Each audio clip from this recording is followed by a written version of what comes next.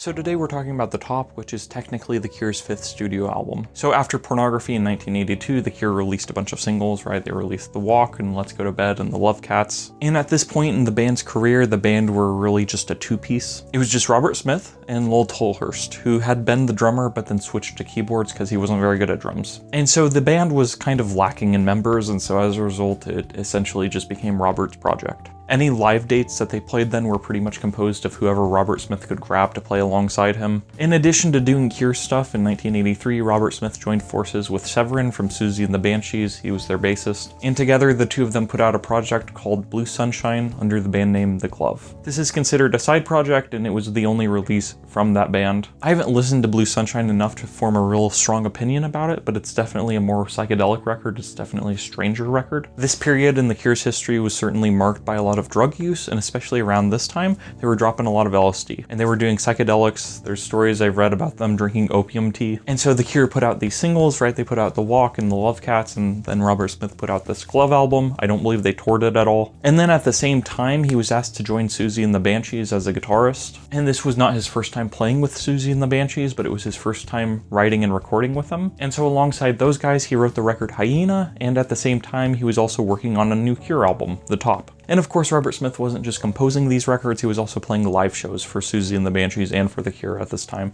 So he was a very, very busy man. I really love a lot of Susie and the Banshees stuff, but Hyena, despite having Robert Smith on it, has never been one of my favorite records of theirs. And Robert Smith has said before that he kind of held back on that record just because of the fact that he felt like it wasn't his project, he felt like it wasn't his band. So he didn't want to overstep any bounds, and so I don't love that record, honestly. But fortunately, he didn't just stop all his creativity. No, he poured it into The Top, which is one of The Cure's most experimental, wild albums.